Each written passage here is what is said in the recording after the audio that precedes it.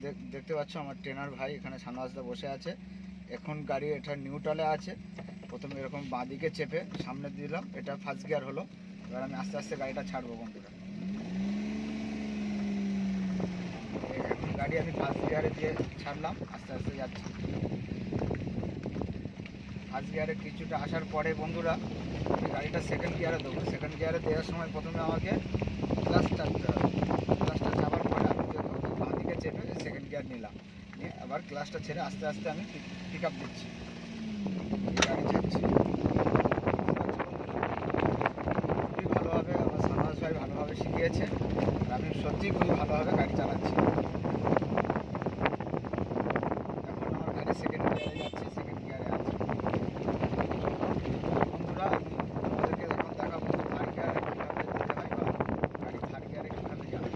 Third গিয়ারে দেওয়ার সময় প্রতিটা গিয়ারে চেঞ্জ করার সময় একদম সেম নিয়ম। আমার প্রথমে ক্লাচটা চাপতে হবে, ক্লাচটা চাপার পরে আমি থার্ড গিয়ারে দিলাম। এই থার্ড গিয়ারটা পুরো সোজা।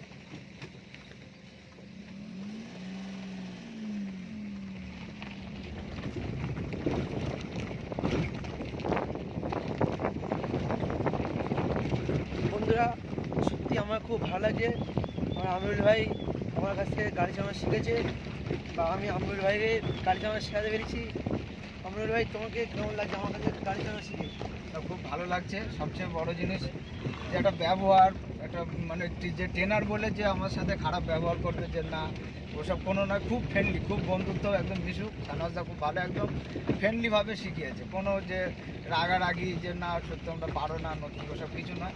যেটা অসুবিধা যখনই যেখানেই অসুবিধা খুব ভালোভাবে একদম মিশুকে চলে একদম পুরো ফ্রেন্ডলিভাবে শিখিয়েছে, খুব সুন্দরভাবে।